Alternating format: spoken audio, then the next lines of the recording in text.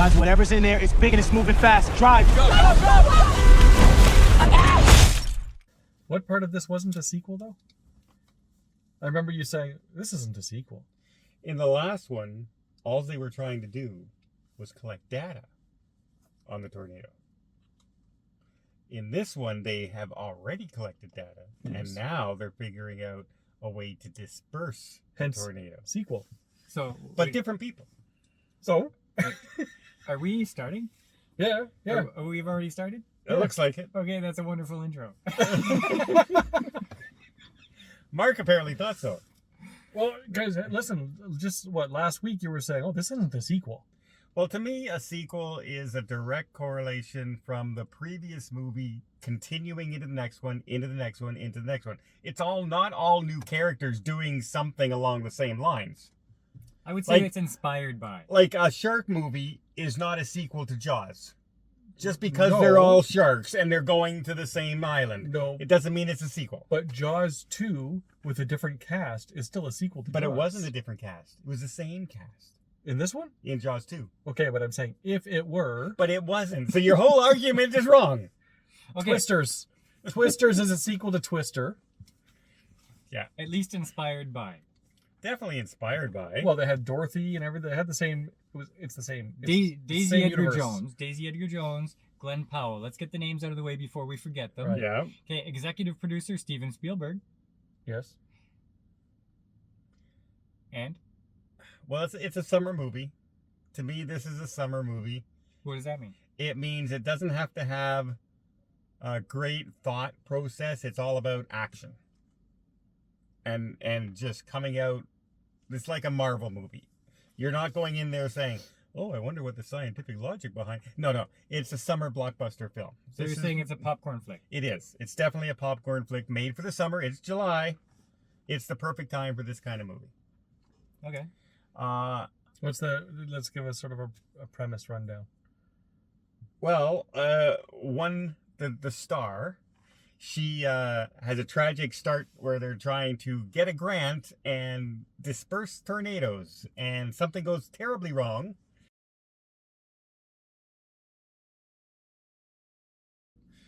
Don't spoil the movie. Give her a gist. Okay. At the beginning, something tragic happens where... So tragic. Can you just stop? Paul, so, he doesn't want us to tell you what the first 3 seconds of the movie is. Okay. College buddies are out there. They're trying to get a grant to disperse tornadoes, and something goes horribly wrong. She gets PTSD, and she goes on with life, and now she's kind of avoiding the whole tornado thing because of the tragedy. Yeah. There you go. So tragic. That's kind of what I was saying. I didn't say anything different. They'll never know because it's all cut out. So anyway. This is fun. Yeah. So anyway, all I'm going to say, first of all, she's the luckiest person in the world. Because she survives being in 4 tornadoes in this movie. Well, you got to have the right skill set. Yes. You got to learn to hang on at various points. I mean, somehow they didn't have to drive very far to find these tornadoes, ever. Well, it was a once-in-a-lifetime outbreak. Yeah, of course. So what I do appreciate is that I forgot what I was going to say. Awesome. I appreciate that, too. That most of the audience does as well. For a sequel... Usually sequels have a terrible story, and it's basically just riding the coattails of the first one. I find this one didn't do that. It added to the story in a way that was more than just the original and trying to capitalize on nostalgia. There were a couple of things that, like Easter eggs, they put in, but as far as its own story, I think it did that quite well. You definitely did not need to see the original Twister. Well, no. To see this movie. All I remember of the original was Helen Hunt and a cow. That's it. And I remember them strapping themselves to a pipe in the middle of a tornado. Right. Yeah. Yeah. So this is a completely standalone movie. Film. Yeah. You can go and see this. Honestly, I was enjoying myself. It was a good movie. It was a fairly good movie. That's what I say. It's a popcorn flick. As far as movies that we have seen lately go, I enjoyed it. And I went into this thinking, they're just trying to capitalize on the original Twister. But as I'm watching it, I'm saying, hey, this is pretty good. I'm having a good time. Mm-hmm. And unlike the original Twister, there is tragedy in this one. Yes. People get sucked up into the tornado. In the first one, you never saw that. You just saw the aftermath. Mm-hmm. And so they weren't afraid to hide from that part. There was a lot of predictability in the movie. Like there were sections of this movie that were cookie cutter, but I was okay with it. Yeah. It was a formula movie for sure. And you know the guy that was with the team at the beginning, who they say is the jerk, right? With the glasses, he doesn't have a good personality. Brendan Fraser. He looked like him, eh? Young Brendan Fraser. Did Javier kill him at the end?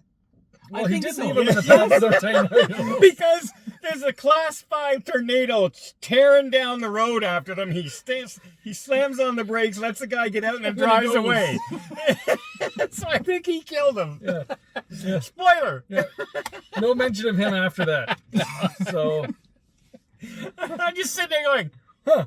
That's kind of like out and out murder. I know what they were going for, but Yeah. Yes. Also, he reminded me of Brendan Fraser, and there was another guy on the team that kind of reminded me of Johnny Depp. Yes, I know who you're talking about. Yeah. But apparently Bill Paxton's son was in this somewhere. I couldn't place him, but so Bill Paxton from the original, his son was in this movie. Famous somewhere. for not much. I guess his most famous line is "Game over, man, game over" from Aliens. That's what everyone knows him from. Yeah. But yeah, you know what? I enjoyed the movie enough that I was not bad that I went and paid for it. I'm not sad I saw it. I may even watch it again in the future. It's nothing bad. And Powell, I'm starting to become a little bit of a fan because I've seen him in a few movies now, like Maverick, and I also saw him in that Anyone But You movie, a comedy. Mm-hmm.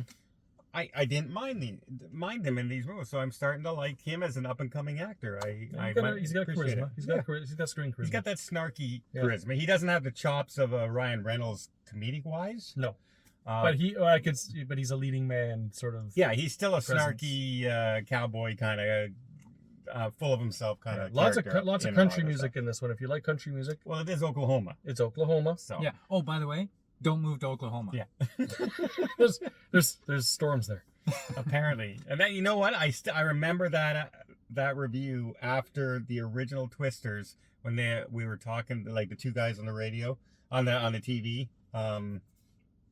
Simon Siskel and Ebert. Simon Garfunkel. Siskel and Ebert.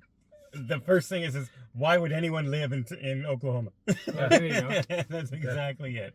So yeah, if you want to see a half decent movie compared to most of them out there, this was not bad. It's fun. It's a popcorn flick. I think it's also a big screen movie because you get the sound with it, and it's pretty intense during the tornado scenes. Feel like it's a good date movie? Yep. It could be, yeah. It can be. Yep. But what would you give it if you were to throw a rating at it? I'll give this a 7.5. It did what it was supposed to do, and I did not walk out going, "Oh, come on." Mm-hmm. You know, like the plot didn't get to me where I went, "No, come on." Yeah. You were saying it slows down a lot in the middle? It slows down a lot in the middle because the hero always gets to their low point, right? Well, there's got to be that turning point, right? Where everything looks their worst, and then they have an epiphany, and then here we go. Yeah, I'll give it a happy 7. Yeah, I was gonna give it a 7.5. I was thinking, and mainly because it was a sequel that stood on its own, right? Yeah. So I like. There was not filled with member berries in order to keep you and interested. there were a few. Yeah, but they weren't not in to your keep face. you interested. I totally expected to see at least a statue of a cow in a tornado or something. Nothing like that. Yeah. So Chickens this time. chickens. That was That a was chicken. a funny. You know what would have been fun? At the end with the parking lot guy, if it was Bill Paxton. That would have been terrific. Why? Just for fun. Okay then. Bill Paxton needs all the work he can possibly get these days. So there you go, Twisters. It's a sequel, but you don't have to have seen the old one. That's Mark every night. Nom nom nom nom nom nom. Don't know what he's talking about. I do right up here, and it's funny. It's really funny. Tragic news. It's been brought to your attention. It's been brought to my attention that Bill's not worked since 2017. Yeah. So there's a reason he's not in the sequel. So and there's a reason his son is in the sequel. So oops. I just thought you should know. I love Bill Paxton. Game over, Game over, man. Game over.